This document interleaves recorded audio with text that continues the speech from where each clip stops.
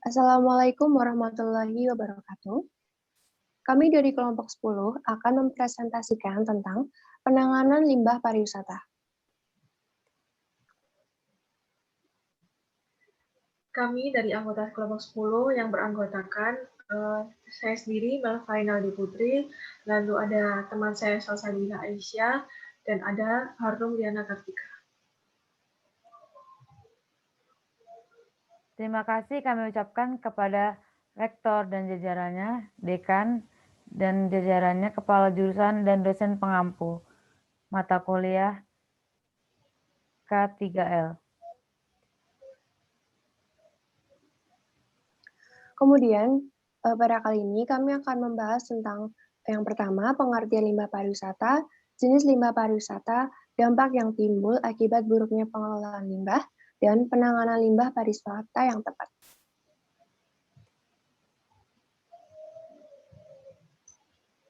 Oke, untuk pengertian limbah pariwisata adalah limbah yang dihasilkan dari industri pariwisata maupun dari kegiatan wisatawan saat berwisata yang menimbulkan limbah dari sampah di kawasan wisata, kegiatan konsumsi makanan, dan masyarakat transportasi yang membuang limbah ke udara.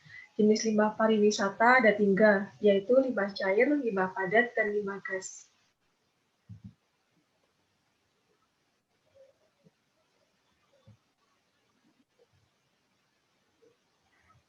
Dampak pengelolaan limbah yang buruk.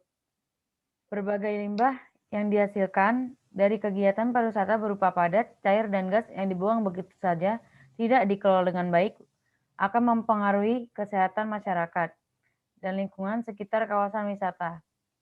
Limbah padat yang dihasilkan dari kegiatan pariwisata seperti sampah plastik akan mencemari lingkungan sekitar, menyebabkan sarang nyamuk, dan menjadi sumber penyakit.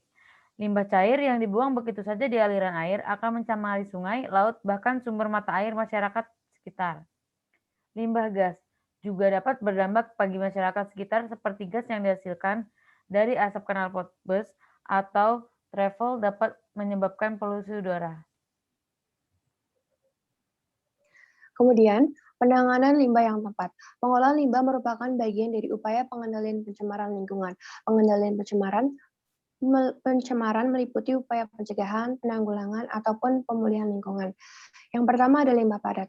Limbah padat dapat diolah menjadi pupuk kompos, lalu melakukan pemisahan limbah padat menurut jenisnya, menyediakan tempat sampah yang dibedakan menurut jenisnya, kemudian memberi denda kepada wisatawan yang membuang sampah sembarangan, kemudian mendorong penggunaan wadah yang bisa digunakan kembali atau didaur ulang dan terbuat dari bahan yang aman. Kemudian ada limbah cair. Air limbah yang dihasilkan oleh industri pariwisata tersebut mesti dipisahkan dengan jenis. Air limbah septic tank atau black water, air limbah domestik atau grey water, dan diolah sehingga dampak terhadap lingkungan dapat diminimalisir dan berkontribusi terhadap reboisasi dan rehabilitasi lahan di sekitar bangunan. Alternatif lainnya dalam pengelolaan limbah cair yaitu biofilter. Biofilter mengolah air limbah dari kloset, wastafel, dan urinoir toilet yang kemudian dialihkan ke tempat kolam sanitasi yang dilengkapi dengan batu koral dan tanaman air seperti bambu air, papirus, melati air, dan sebagainya.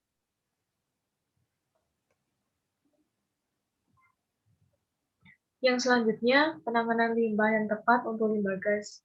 Yang pertama ada desulfurisasi. Cara ini dapat dilakukan dengan menggunakan filter basah atau wet scrubber.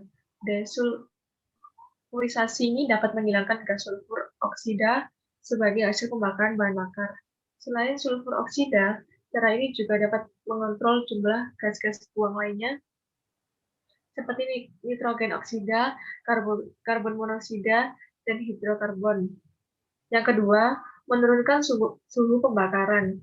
Cara ini dapat dilakukan dengan cara memasang alat menggunakan atau mengubah katalistik dengan tujuan menyempurnakan pembakaran. Gas-gas buang yang dapat dikontrol dengan menggunakan alat ini antara lain adalah nitrogen oksida, karbon monoksida, dan hidrokarbon.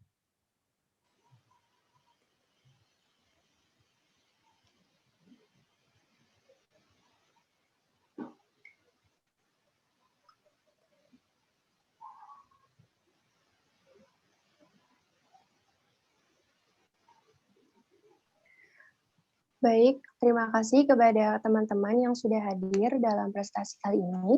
Sebelum saya tutup, apakah di antara teman-teman ada yang ingin bertanya? Izin bertanya. Ya, silahkan. Baik, nama saya Firda. Jadi saya ingin bertanya kepada kelompok penyaji.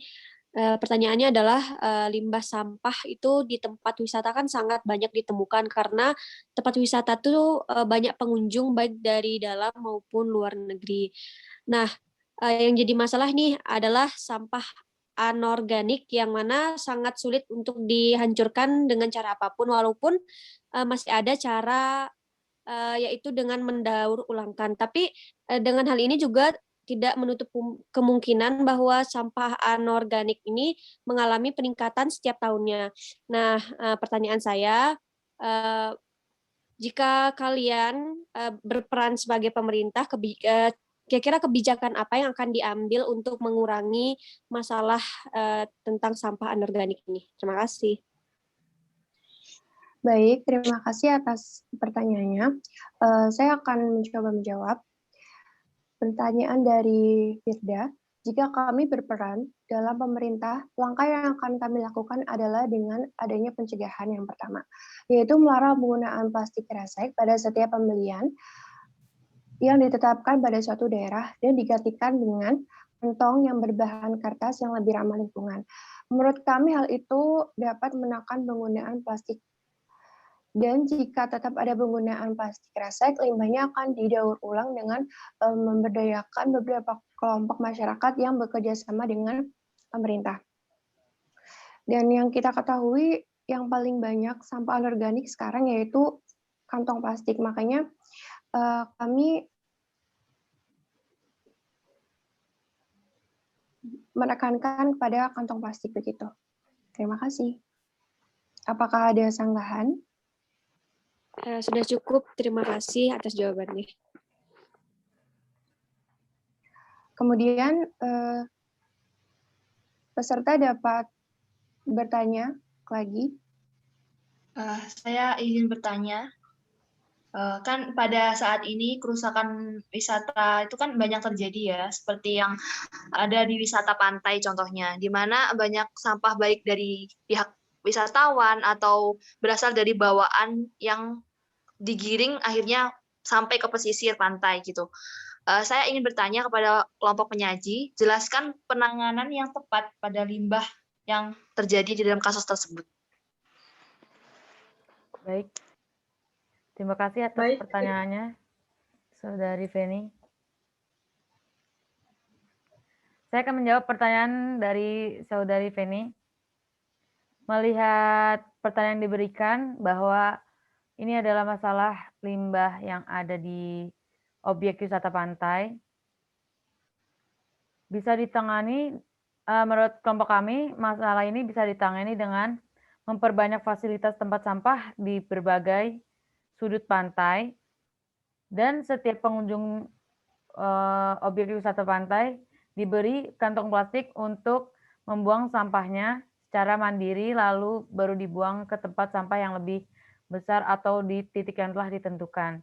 Jadi bisa meminimalisir sampah atau limbah plastik yang mencemari pantai tersebut. Terima kasih. Ada yang mau disanggah? Saya ingin menyampaikan dari pertanyaan kelompok kami untuk pertanyaan Feni. Untuk penanganannya kita bisa bekerja sama dengan kelompok masyarakat untuk mengadakan program bersih pantai secara rutin. Selain itu, kita sebagai penjaga pantai mungkin kita dapat menerapkan sanksi untuk para pengunjung yang membuang sampah sembarangan. Itu sekian tambahan dari kelompok kami untuk menjawabkan untuk Saudari Feni. Terima kasih untuk jawabannya. Oke, baik. Karena sesi pertanyaan sudah selesai, maka presentasi ini akan saya tutup. Terima kasih atas waktunya. Bila ada salah kata, kami mohon maaf. Wassalamualaikum warahmatullahi wabarakatuh. Waalaikumsalam warahmatullahi wabarakatuh. Waalaikumsalam warahmatullahi wabarakatuh. Terima kasih kelompok penyaji. Terima kasih kembali.